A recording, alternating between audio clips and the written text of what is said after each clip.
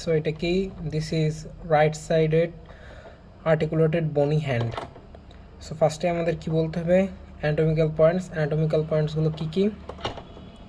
The carpal bones lies above the concavity of the skeleton hand is directed in front, and the shortest and stoutest metacarpal bone is directed laterally. তো এগুলো হচ্ছে আমাদের anatomical points.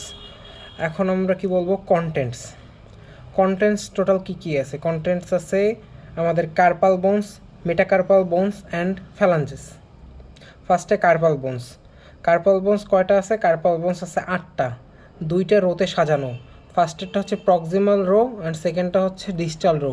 What is proximal row and what is distal row? Proximal row হচ্ছে যেটা আমাদের হ্যান্ডের কাছাকাছি, wrist থেকে যেটা যত কাছে হবে সেটা হচ্ছে প্রক্সিমাল, আর যত দূরে হবে সেটা হলো ডিস্টাল। সো এইটা হচ্ছে প্রক্সিমাল রো আর এইটা হচ্ছে ডিস্টাল রো। সো প্রক্সিমাল রোতে যে 4টা বোন থাকে সেগুলো কি কি? ফার্স্টে হচ্ছে scaphoid, then lunate, then triquetral and এই ছোটোটা হচ্ছে পিসিফর্ম।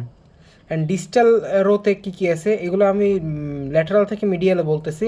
অ্যান্ড ডিস্টাল রোতে ল্যাটারালি আছে ট্রাপিজিয়াম, ট্রাপিজয়েড, ক্যাপিটেট, হ্যামেট। তো এইগুলো হচ্ছে আমাদের কার্পাল বোনস কেমন? কার্পাল বোনস হচ্ছে মরফোলজিক্যালি শর্ট বোনের ক্যারেক্টারিস্টিক্স কী কী? শর্ট বোনের ক্যারেক্টারিস্টিক্স হচ্ছে এদের 6টা সারফেস থাকবে, যে 6টা সারফেসের মধ্যে 4টা হবে আর্টিকুলার সারফেস আর 2টা হচ্ছে নন আর্টিকুলার সারফেস।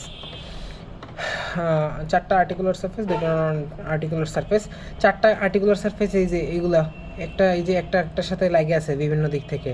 আর 2টা হচ্ছে যে নন আর্টিকুলার সারফেস থাকবে, সেই নন আর্টিকুলার সারফেসগুলা মেইনলি মাসেল, ভেসেল আর টেন্ডান্সের সাথে অ্যাটাচমেন্ট করবে। তারপরে কি কি আছে এখন আমাদের, এগুলো কি দিয়ে ফর্ম হয়েছে? শর্ট বোনগুলো মেইনলি ফর্ম হচ্ছে স্পঞ্জি বোন থেকে, আর আউটার হচ্ছে compact layer, thin layer of compact বোন। ভিতরে স্পঞ্জি বোন আর বাইরে হচ্ছে থিন লেয়ার অফ কম্প্যাক্ট বোন।